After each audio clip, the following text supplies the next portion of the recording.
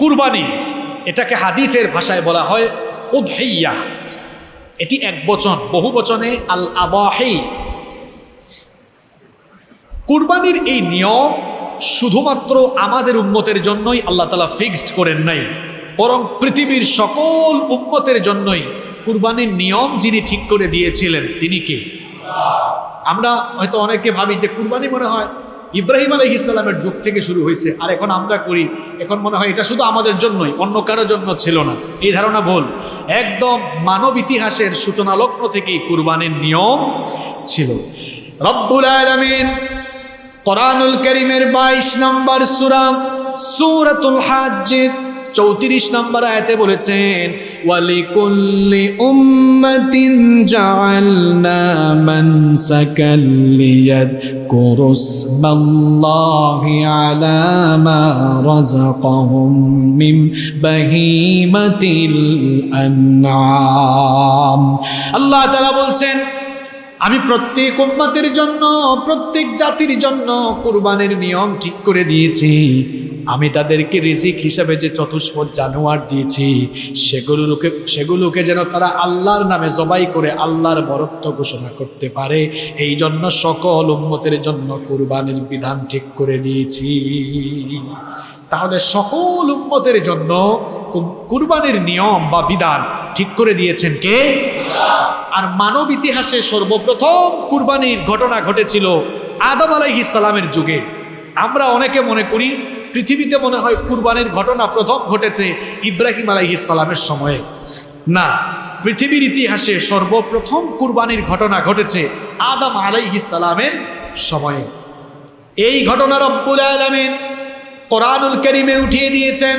কোরআনুল কারীমের 5 নম্বর সূরা সূরাতুল মাইদা এর 27 নম্বর আয়াতে রব্বুল আলামিন বলছেন, ওয়াতলু আলাইহিম নাবা বানাই আদম বিল হক ইদ قربا قربانا فتقبل من أحدهما ولم يتقبل من الآخر قال لأقتلنك قال إنما يتقبل الله من المتقين।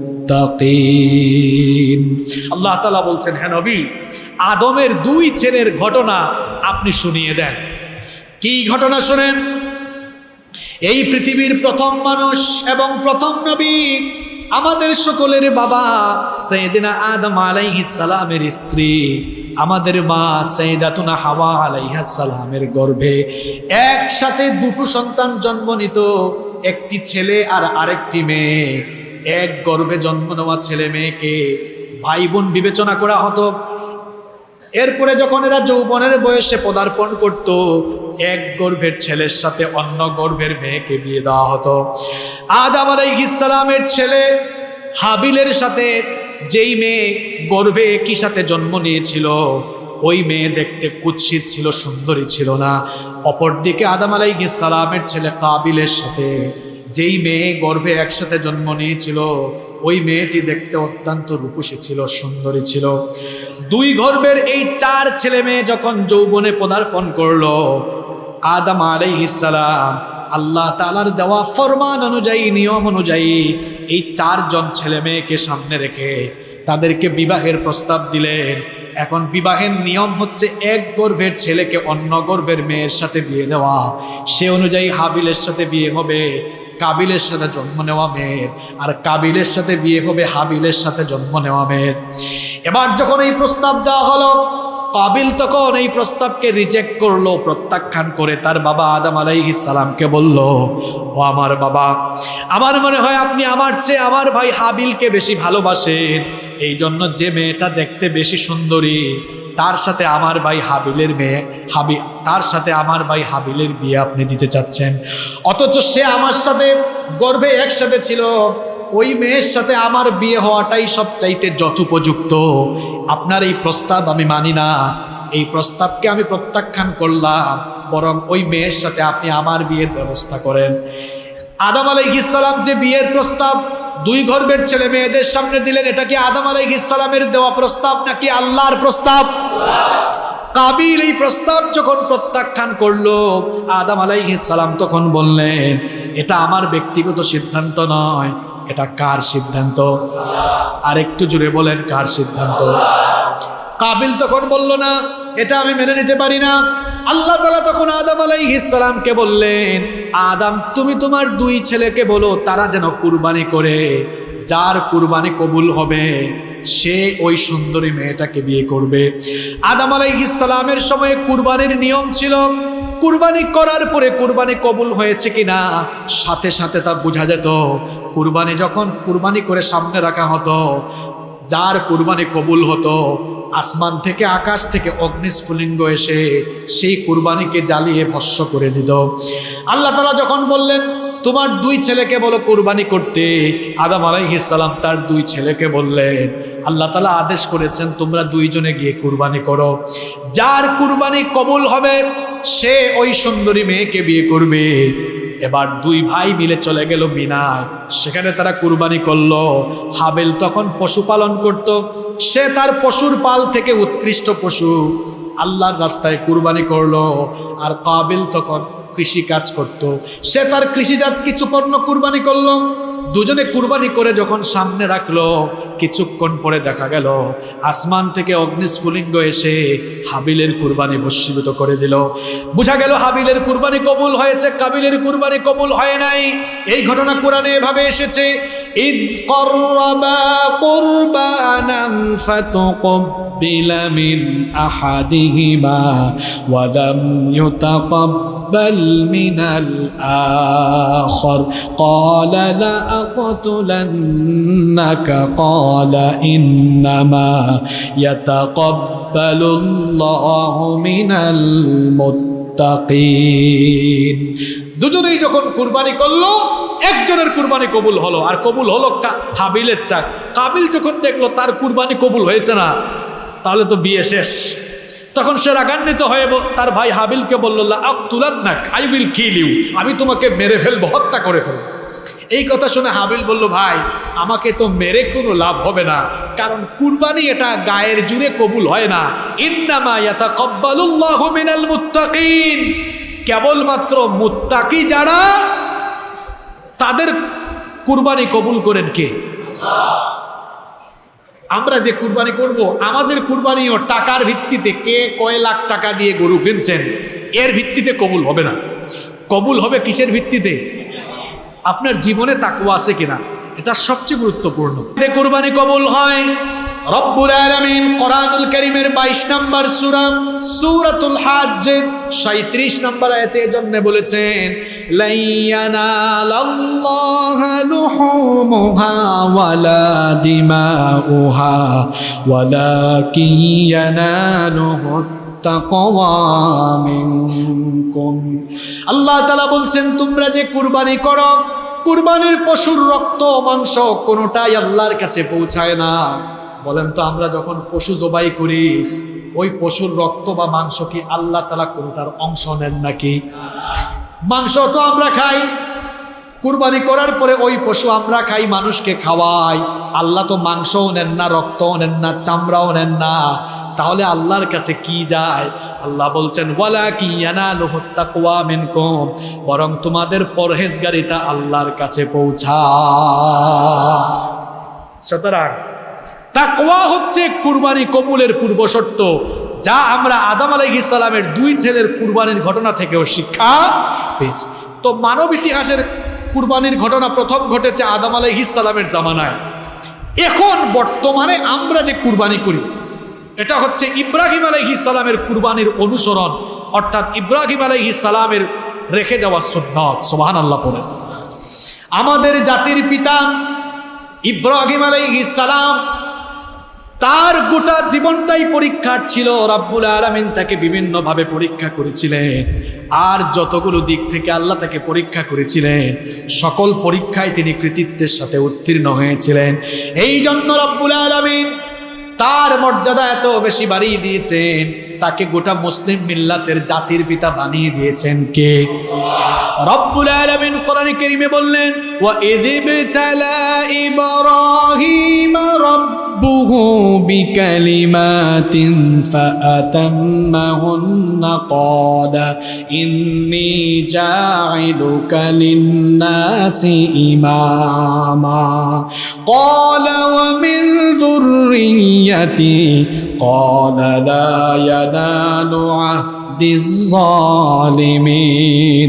আল্লাহ তাআলা বলছেন, আর স্মরণ করো যখন আমি আমার খালিল ইব্রাহিমকে বেশ কয়েকটি বিষয়ে পরীক্ষা করেছিলাম, আর যতগুলো ব্যাপারে আমি তাকে পরীক্ষা করেছিলাম সব পরীক্ষায় তিনি উত্তীর্ণ হয়েছিলেন। এই জন্য আমি তাকে মানব জাতির নেতা বানিয়ে দিয়েছিলাম। ইব্রাহিম আলাইহিস সালামের গোটা জীবনটাই পরীক্ষার ছিল। ইমানের দাওয়াত দেওয়ার কারণে আজ হয়তো আপনি ইমানের দাওয়াত দেওয়ার কারণে জেল জুলুম বা ফাঁসির কাষ্ঠ পর্যন্ত যাচ্ছেন, কিন্তু ইমানের দাওয়াত দেওয়ার কারণে আল্লাহর খালিল আমাদের জাতির পিতা ইব্রাহিম আলাইহিস সালাম তিনি নমরুদের অগ্নিকুণ্ডে নিক্ষিপ্ত হয়েছেন। ইমানের পরীক্ষা দেওয়ার কারণে তিনি ঘর বাড়ি ছেড়ে হিজরত করেছেন। ইমানি পরীক্ষা এত বেশি দিয়েছেন, ৮৬ বছর বয়স পর্যন্ত আল্লাহ তাকে সন্তান না দিয়ে পরীক্ষা করেছেন। ৮৬ বছর পর্যন্ত আল্লাহ তাকে সন্তান না দিয়ে পরীক্ষা করেছেন। ৮৬ বছর পর্যন্ত তার কোনো সন্তান ছিল না। তিনি সন্তান চাইলেন কার কাছে? তিনি দোয়া করলেন, রব্বি হাবলি মিনাস সালিহিন। তিনি বললেন, ওগো রব, আমাকে একটি নেককার সন্তান দান করো।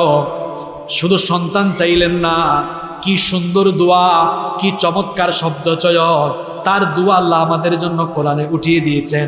শুধু সন্তান চাইলেন না, দুয়ার ভাষা দেখেন, রব্বি হাবলি মিনাস সালিহিন। ওগো রব, আমাকে নেককার সন্তান দাও, সুসন্তান দাও। ইব্রাহিম আলাইহিস সালাম যখন দোয়া করলেন, তার দোয়া কবুল করলেন কে? আল্লাহ তাআলা দোয়া কবুল করে জানিয়ে দিলেন, ফাবাশশারনাহু বিগুলামিন হালিম। আল্লাহ বললেন, আমি আমার খালিল ইব্রাহিমের দোয়া কবুল করলাম, আর তাকে এক নেককার ধৈর্য সহিষ্ণু সন্তানের সুসংবাদ আমি দান করে দিলাম। ইব্রাহিম আলাইহিস সালাম এবার সন্তান পেয়ে গেলেন। সন্তান পাওয়ার পরেও পরীক্ষা যেন তার পিছু ছাড়ে না। ইসমাঈল আলাইহিস সালাম বড় হয়ে গেলেন। ইসমাঈল আলাইহিস সালাম যখন বড় হয়ে গেলেন, ইব্রাহিম আলাইহিস সালামকে আল্লাহ স্বপ্নে দেখালেন তিনি তার ছেলেকে কুরবানি করছেন। নবীদের স্বপ্ন আর আমাদের স্বপ্ন কি একরকম নাকি?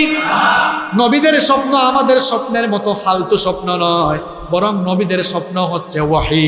ইব্রাহিম আলাইহিস সালাম যখন স্বপ্নে দেখলেন তিনি তার ছেলেকে জবাই করছেন, ঘুম থেকে উঠেই তিনি এবার সিদ্ধান্ত নিলেন, আমার এই স্বপ্নের মাধ্যমে আল্লাহ আমাকে যা জানিয়েছেন এটা আল্লাহর আদেশ। আল্লাহর আদেশ বাস্তবায়নের জন্য তিনি তার ছেলের কাছে গেলেন। তার ছেলের কাছে গিয়ে কিভাবে প্রস্তাব দিলেন, কোরআনুল কারীমে সূরা সাফফাতের মধ্যে আল্লাহ তাআলা এই ঘটনা বর্ণনা করেছেন। প্রস্তাবটা কেমনে দিলেন শুনেন। ফালাম্মা বালাগা মাহুস সা'য়া ক্বালা ইয়া বুনাইয়া ইন্নী আরা ফিল মানামি আন্নী আযবাহুক ফানজুর মাযা তারা। তিনি গিয়ে বললেন, হে আমার কলিজার টুকরা সন্তান, আমি স্বপ্নে দেখেছি আমি তোমাকে জবাই করছি, এখন এ ব্যাপারে তোমার সিদ্ধান্ত কি? এই কথা শুনে ইসমাঈল আলাইহিস সালামকে কোনো আপত্তি করেছেন নাকি? তিনি চাইলে তো আপত্তি করতে পারতেন। কোন ধরনের বাপ আপনি? ছোটবেলা রেখে গেলেন, আজকে এসে বলতেছেন আমারে জবাই করে ফেলবেন। এই কথা বললেন না। বাপ যেমন ছেলেও তেমন। তিনি ভালো করেই জানতেন আমার বাবা নবী, আর নবীর স্বপ্ন এটা শুধু স্বপ্ন নয়, এটা আল্লাহর আদেশ, এটা ওয়াহি। এই জন্য তিনিও আনুগত্যের মস্তক অবনত করে জবাব দিলেন, ক্বালা ইয়া আবাতি ফাআল মা তু'মারু সাতাজিদুনি ইনশাআল্লাহু মিনাস সাবিরিন। তিনি বললেন, হে আমার বাবা, আল্লাহ যা আদেশ করেছেন আপনি সে আদেশ পালন করুন। আমাকে আপত্তিকারী বা অজরকারীদের অন্তর্ভুক্ত পাবেন না, বরং তার বিপরীতে আপনি আমাকে সবরকারীদের মধ্যে অন্তর্ভুক্ত পাবেন। জনে এবার কুরবানির জন্য প্রস্তুতি নিলেন। আনুগত্যের মস্তক অবনত করে ইব্রাহিম আলাইহিস সালাম তিনি তার ছেলেকে যখন উপর করে শুইয়ে দিলেন। আমাদের দেশে অনেক হুজুররা খুব রসকস লাগাইয়া অনেক কিছু বলে, এগুলো আসলে সহি কোনো বর্ণনা না। নবীদের গল্প বলার সময় সাবধানতা দরকার। রসকস লাগাইয়া বললেন না, এটা মানুষকে মজা দেওয়া যাবে, কিন্তু সেন্সিটিভ বিষয় এগুলো, যেগুলো সহি সনদে আসে নাই, এগুলো বলে খামাখা সময় নষ্ট করবেন না। এবং এগুলো বলে ওই যে চাকু নিয়ে আসছে আটকে গেছে দড়ি, বা এরপরে চাকু নিয়ে আসছে চাকু চলে না, এইসব বর্ণনা ভাই আমরা আসলে কুরআন হাদিসে পাই নাই। এগুলো ইসরায়েলি রেওয়ায়াত, ইসরায়েলি বর্ণনা।